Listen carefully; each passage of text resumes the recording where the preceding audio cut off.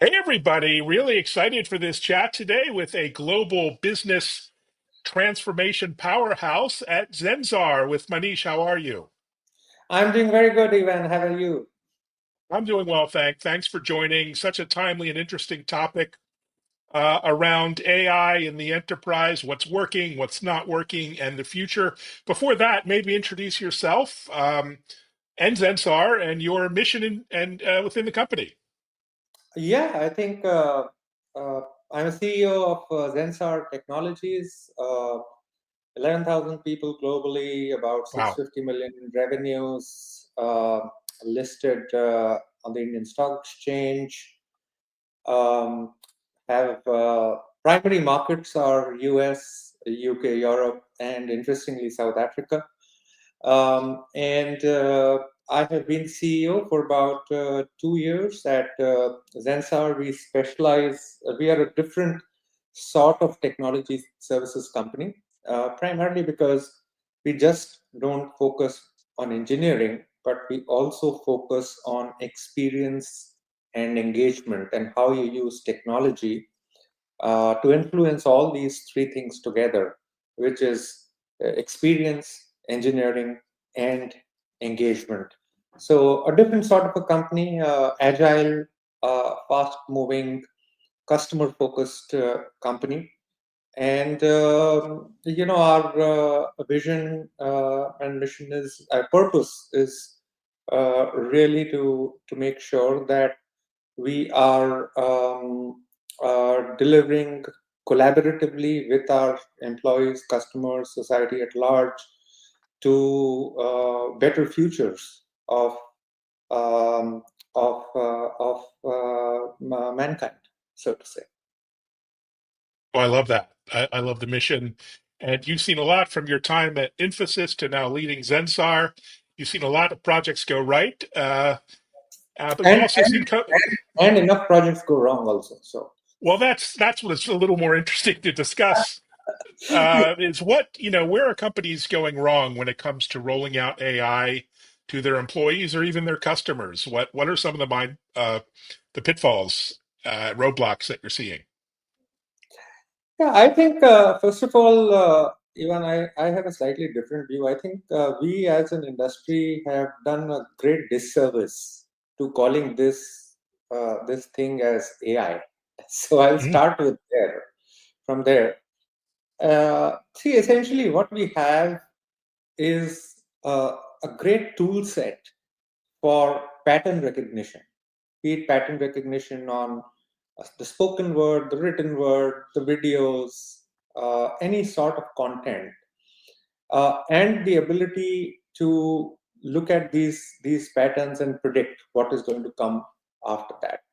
Now, whether you can, because we are calling it AI or artificial intelligence, just because you're calling it that, a whole set of issues is arising, which is actually preventing the industry from moving forward with this technology.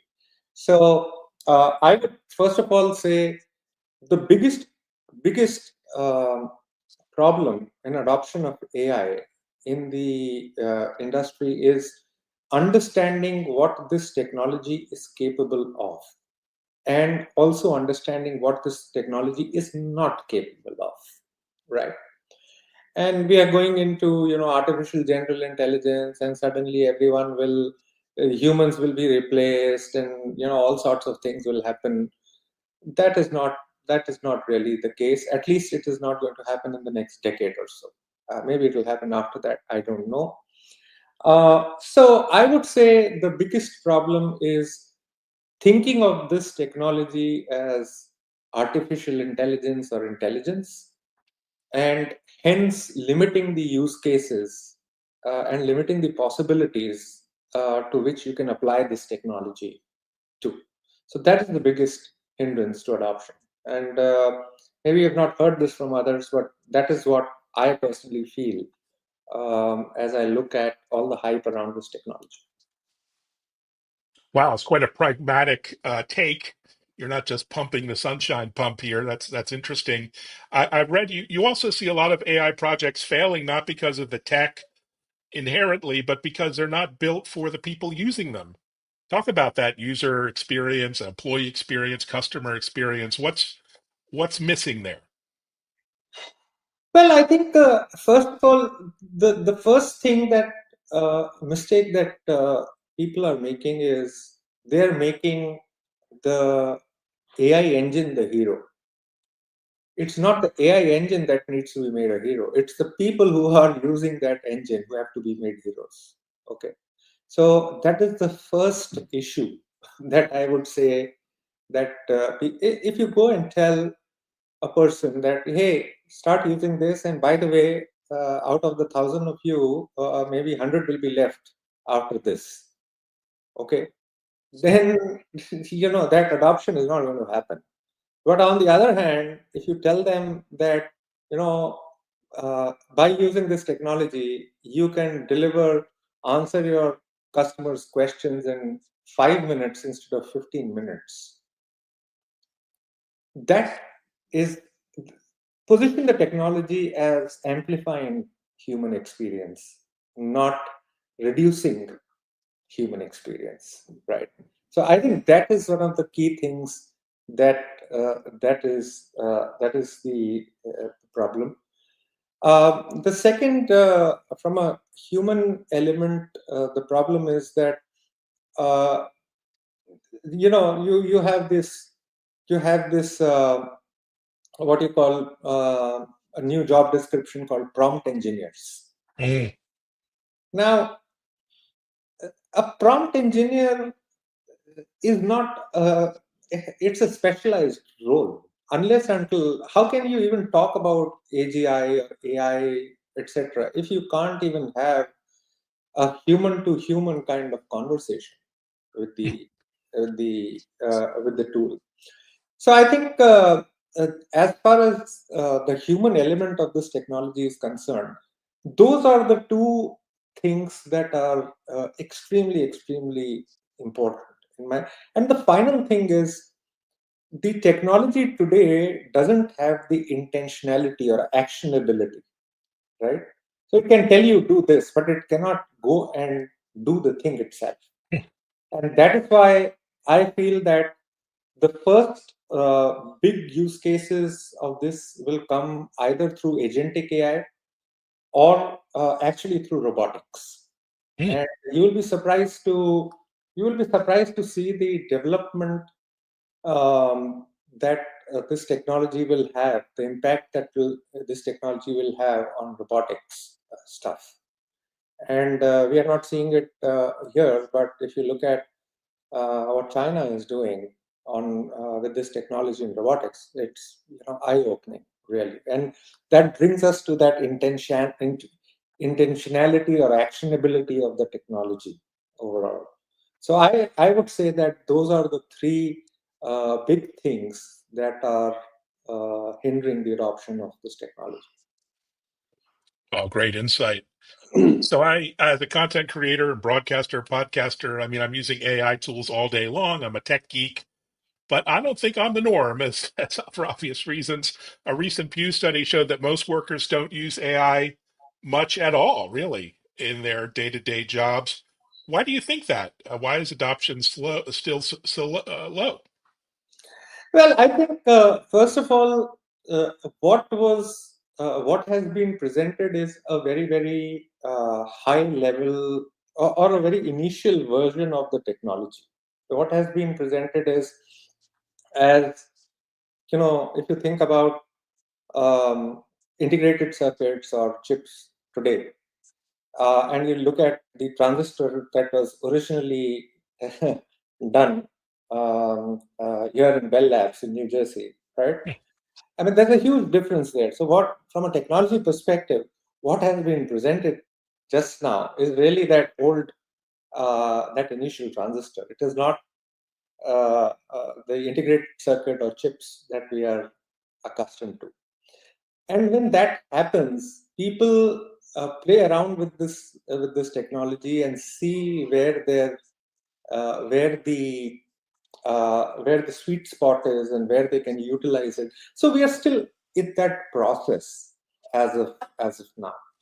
And a lot of good. See, the most cases, this technology, at least in the enterprises, is being used more as a personal productivity tool than anything else. Right.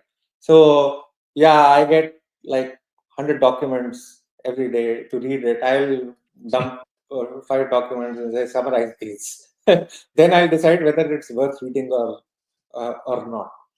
So, Mm, those are the kind of use cases, the personal productivity kind of use cases. And that doesn't excite the enterprise to invest too much. mm, Right? Because, you know, okay, I can improve productivity of each person by 5%, 10%. That mm, doesn't mean that doesn't mean much. And mm, this technology is not cheap. You know, the mm. is something like $30. I have heard $2,000 a month. Wow. All sorts of numbers. So this technology is not a cheap plaything. So I would say that is one reason. And second reason is for enterprises. Even there are technologies that impact revenues, and there are technologies that impact cost. Currently, this technology has been put in impacting cost bucket much more Mm, than impacting revenue bucket, right? The day this technology becomes more impactful and in positively influencing the revenues, right, of enterprises, that is the time when real adoption is going to happen, because that is the time business will really spend money to get this thing going. And we have seen this with digital technologies overall, where all this e-commerce and so on, it created entire new revenue streams for companies, and that is not what is happening with AI just yet. wow, such a great insight. I haven't heard that before. So I've spent 30 years in enterprises. I worked for Intel and Philips and Oracle, and you were just sort of handed over a suite of applications and tools to use, whether they were good, bad, middling, and you were kind of stuck with them. I think we've come a long way in terms of usability and employee experience with these tools, both from the vendors and the companies themselves. But still, how do we get employees into the AI conversations early, so they're not just handed a bunch of tools, but really can be involved in the process instead of just being told to use them? Yeah. So interestingly, there are multiple ways of getting something adopted. And I believe that with newer technologies, you have to show early successes. Mm, It is not important to cover 100% of your employees, uh, because you can always do it by push. But the real thing is, how do you create a pull for the technology? So I'll just take example of Zensar, right? I said, I gave the team 10 problems, and I said, go and figure out how you can use AI to solve these problems. Okay. We created a sort of a agile squads for each of those problems, and then they started getting into details, looking at what are the tools available, what is the problem, how can we solve it, etc. They came up with proof of concepts and said, okay, this. After some proof of concept, we said, no, it's not. The technology is not ready for prime time, so it's okay. mm, But so I'll give you an example. Um, we do a lot of work for our clients on engineering, which is basically migrations. You are in the technology sector, so migrate from A to B, or change this code base from good old COBOL to Java or whatever, right? I said, look, suppose we were to use AI for doing this. How would you go about it? And that led to us creating something called the AI engineering buddy. mm, So we said the best way of doing it is, trying to look at the entire process and see what all we can automate. So I said, don't look at it, you feed a pig at one end and a sausage comes out at the other. No, that ain't going to happen. But, let's try and solve this problem. And the team came up with some fantastic approaches using AI. Net, I would say that would deliver about 40% efficiency benefits, which I'm happy to give to my clients, actually. Wow. Right.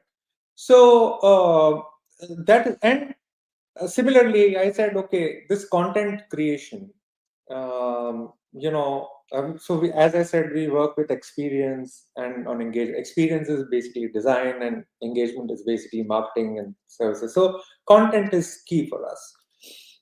So I said, okay, let's see how we can accelerate the content creation process using AI. And the team came up with a lot of things. So we created another thing called experience buddy using those concepts. Similarly, we created something called data buddy using those concepts. So it is just my approach is, let's get the people working on small groups of people working on a problem, make that a success, show it out there, and then the adoption. You will create the pull of adoption rather than push. Wow. Yeah. Brilliant approach. Mhm. And you've worked across so many different industries, healthcare, finance, manufacturing. I'm really interested in healthcare. How can we make healthcare do a better job of helping patients and employees through AI? How can we make it useful and patient friendly? And what are you doing any specific work in this area at the moment? Yeah, lots of work is being done in this area. We have, first of all, we have taken this engineering buddy and data buddy and all those things and created technology and vertical specific versions of these, because see, these are generic buddies, right? So how do we apply it to this industry? How do we apply it to that industry? So we have done that kind of thing.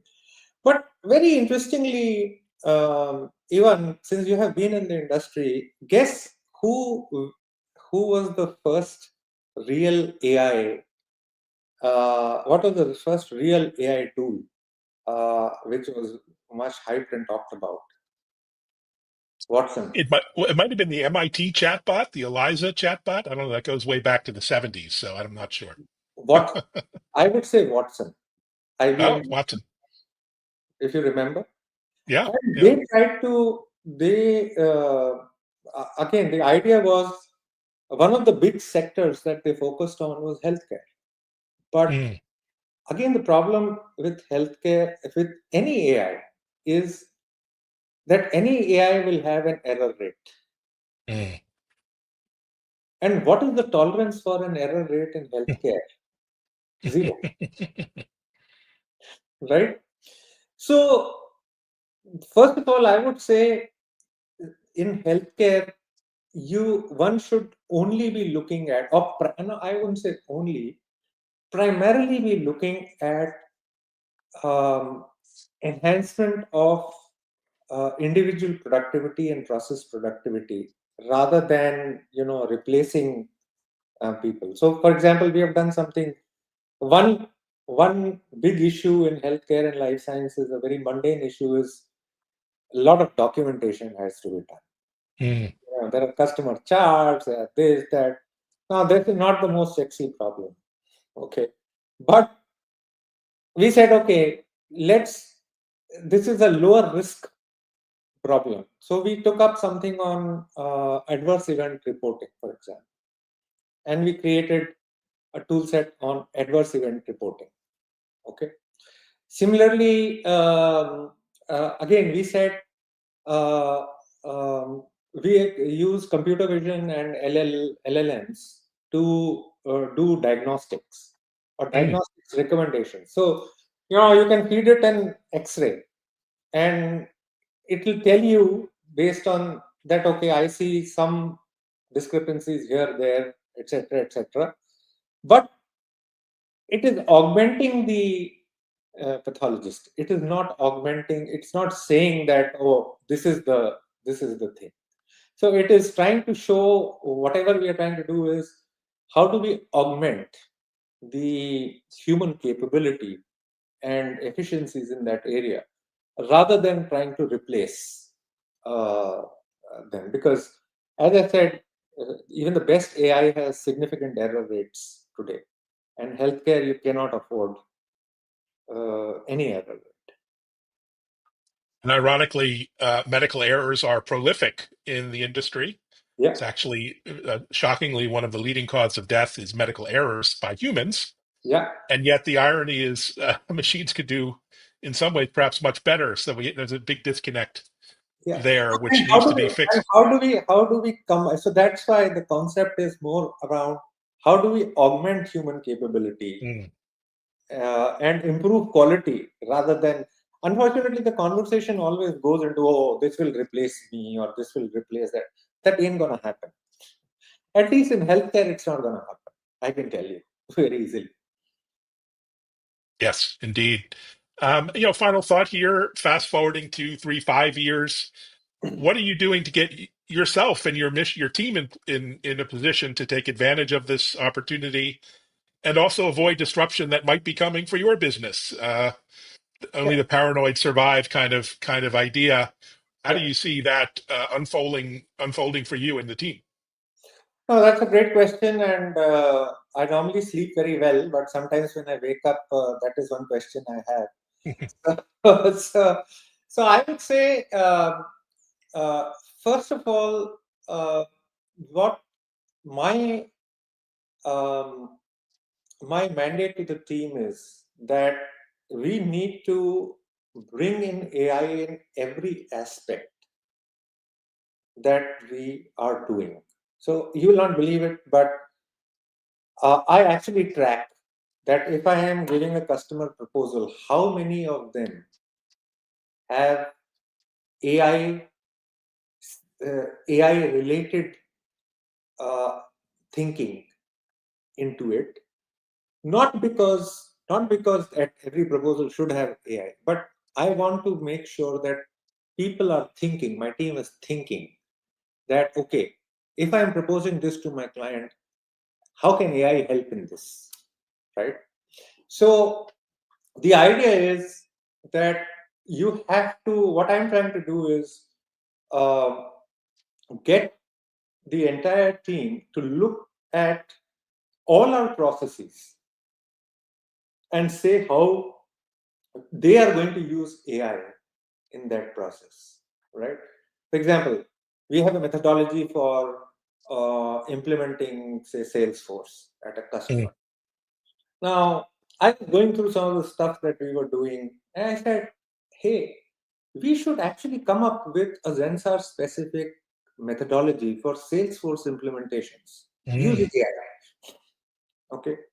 It doesn't mean that, previously you were spending 100 months and 100 people doing it, that, it will be zero. No. But can we do it instead of 100 months? Can we do it in like 100 days? That Mm. should be possible, right? Instead of using 100 people, can we do it with 100% months, right? That should be possible. So let's look at it more as a tool which can enable various parts of our business and make sure that we bring it in front of customers. Because for us, customers, clients are everything. Clients are paying my salary, everyone else's salary. And the idea is that if you can influence, if I can influence my people's thinking this way, and if they can influence the client's thinking, then we hit a home run, right? So that is where my thought process is on this.